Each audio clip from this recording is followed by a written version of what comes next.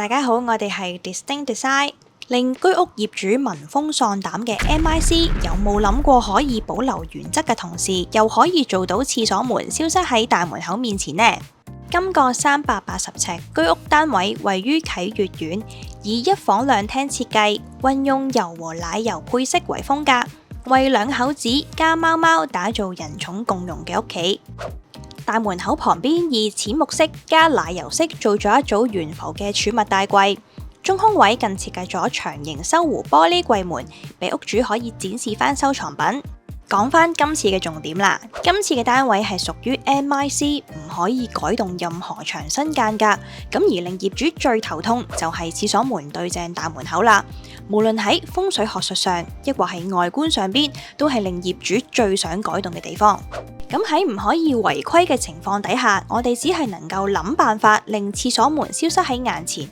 所以我哋以暗門再加特色牆做咗修飾同埋美化，將廁所門隱藏翻喺淺木紋特色護牆板當中，令驟眼睇只係一幅普通嘅牆，希望能夠減少任何廁所門對正大門口嘅種種衝突。而全屋嘅亮點就係客廳嘅組合電視貓架大櫃啦。設計師好了解貓嘅天性，貓天生就中意攀爬、居高臨下嘅地方，所以大櫃兩側分別都做咗攀爬貓架，通向翻高櫃頂。而近窗邊亦做咗一張矮凳，等貓奴喺屋企嘅時候就可以陪伴主子曬下太陽、望下風景啦。主房門同廁所門一樣，隱藏翻喺淺木紋特色護牆板當中。主房嘅配色用上咗淺木紋，再加象牙白嘅跳色設計，將日常嘅配色變得好似貓一樣咁活潑。浴室首先就將座廁改位到至中，收活設計嘅鏡櫃就有更多嘅位置可以延伸，提高翻儲物嘅空間。由於要放貓砂盤嘅關係，咁所以地櫃就成懸浮嘅設計，而左手邊就係淋浴空間啦。